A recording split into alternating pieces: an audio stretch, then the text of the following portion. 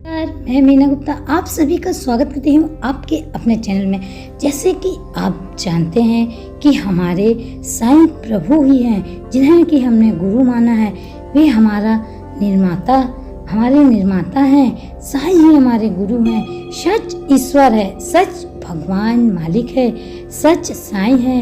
एक वो ही सच है संसार में, बाकी सब झूठ है। सच्चाई का रास्ता साईं मालिक हमें दिखाता है और वही हमें सच्चाई के रास्ते पर ले जाते हैं।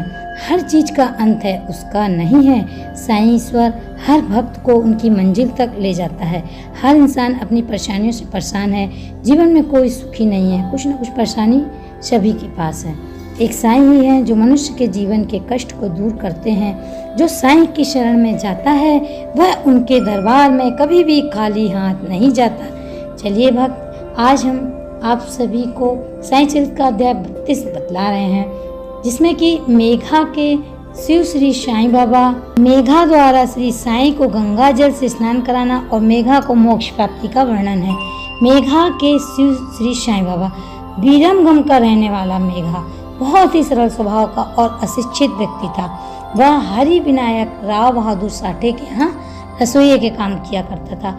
वह शिव जी का परम भक्त था और सदैव पंचाक्षरी मंत्र नमः शिवाय का जाप किया करता था। संध्या के समय उसे कुछ भी ज्ञान न था, यहाँ तक कि वह संध्या के मूल गायत्री मंत्र को भी न जानता था। राव बहादुर साठे का उस पर अत्यंत स्नेह था, इसलिए उन्होंने उसे संध्या विधि तथा गायत्री मंत्र सिखला दिया।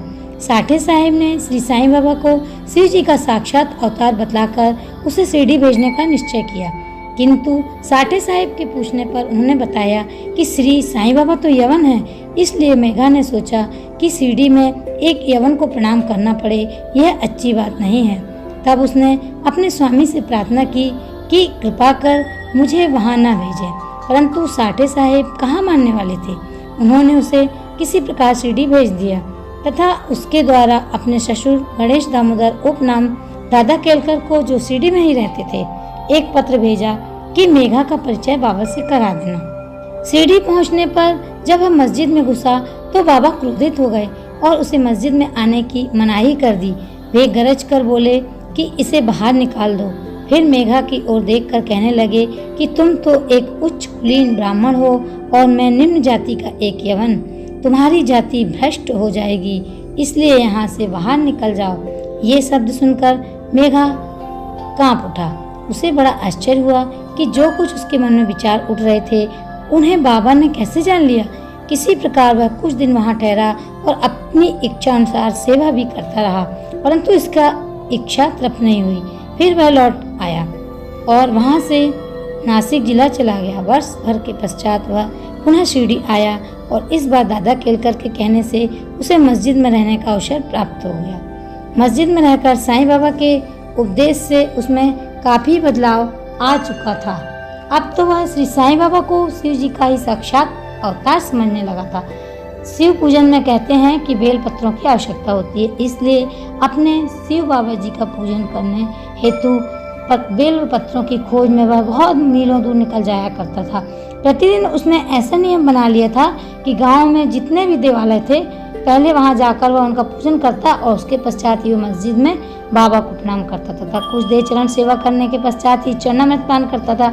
एक बार खंडोबा के मंदिर का द्वार बंद था, इसलिए वह बिना पूजन किए वहां से लौट आया और जब वह मस्जिद में आया तो बाबा ने उसकी सेवा स्वीकार नहीं की तथा उसे पुनः वहां जाकर पूजन कर आने को कहा और उसे बतलाया कि अब मंदिर के द्वार खुल गए हैं। मेघा ने जाकर देखा कि सचमुच मंदिर के द्वार खुले थे। जब उसने लौटकर यथाविधि पूजन की तब कहीं बाबा ने उसे अपना पूजन करने की अनुमति दी। अब हम आपको बतलाते हैं कि मेघा द्वारा श्री साईं बाबा को गंगा जल से स्नान कराना।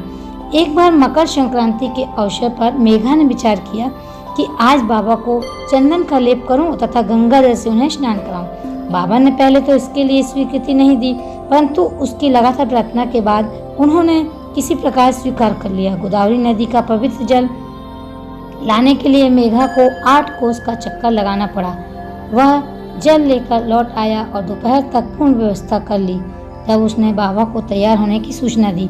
बाबा ने पुनः मेघा से अनुरोध किया कि मुझे इस झंझट से दूर ही रहने दो। मैं तो एक फकीर हूँ, मुझे गंगा जल से क्या प्रयोजन।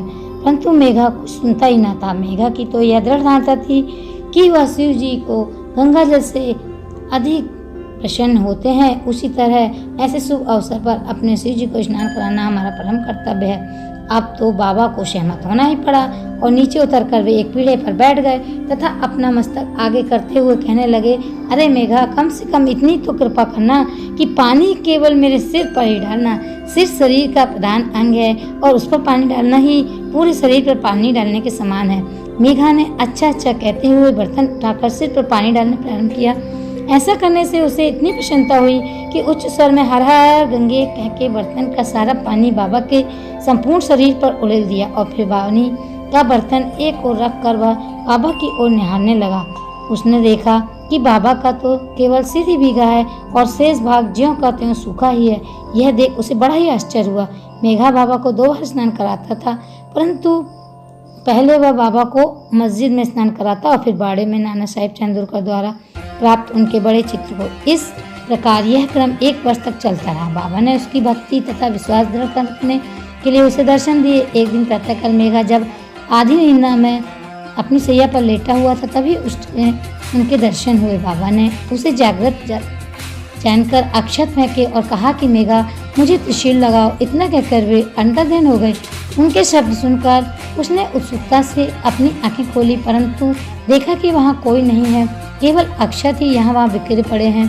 तब वह उठकर बाबा के पास गया और उन्हें स्वप्न आने के पश्चात उनसे त्रिशूल लगाने की आज्ञा मांगी।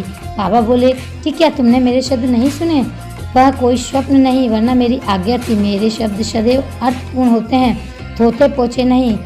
मेघा कहने लगा कि आपने दया कर मुझे निद्रा से तो जागृत कर दिया है, परंतु सभी द्वार पूर्वत ही बंद देखकर मैं मूढ़मती भ्रमित हो गया हूँ कि कहीं स्वप्न तो नहीं देख रहा था।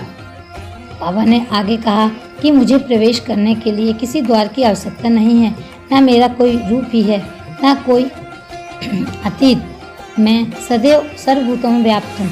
जो मुझ पर विश्वास रखकर मेरा चिंतन करता है, उसके सब कार्य मैं स्वयं करता हूँ और अंत में उसे श्रेष्ठ गति देता हूँ। मेघा बाड़े से लौट आया और बाबा के चित्र समीप ही दीवार पर एक लाल त्रिशूल खींच दिया। दूसरे दिन एक रामदासी भक्त पुणे में आया। उसने बाबा को प्रणाम कर शिव पिंडी भेंट की। उसी समय मेघा भी वहां पहुंचा। तब बाबा कहने लगे कि देखो, शंकर भोले आ गए हैं, अब इन्हें संभालो। मेघा ने पिंडी पर त्रिशूल लगा देखा तो उसे महान आश्चर्य हुआ। वह बाड़े में आया। इस समय काका साहेब दीक्षित स्नान के बाद सिर पर तौलिया डाले साईं नाम का जाप कर रहे थे। तभी उन्होंने ध्यान में एक पिंडी देखी जिससे उन्हें कौतूहल सा हो गया था। उन्होंने सामने से मेघा को आते देखा। मेघा ने बाबा द्वारा प्रदत्त वह पिंडी काका साहेब दीक्षित को दिखाई। पिंडी ठीक वैसी ही थी जैसी कि उन्होंने कुछ घड़ी पूर्व ध्यान में देखी थी। मेघा को मोक्ष प्राप्ति कुछ दिनों में जब त्रिशूल का खींचना पूर्ण हो गया तो बाबा ने बड़े चित्र के पास ही उस पिंडी को स्थापना कर दी। मेघा को शिव पूजन से बड़ा प्रेम था। त्रिपुंड खींचने का अवसर देकर तथा पिंडी की स्थापना कर बाबा ने उसका विश्वास दृढ़ हो गया। इस प्रकार कई वर्षों तक लगातार दोपहर संध्या को नियमित आरती तथा पूजा कर सन 1922 में मेघा परलोकवासी हो गए। बाबा ने उसके मृत शरीर पर अपना हाथ फेरते हुए कहा कि यह मेरा सच्चा भक्त है।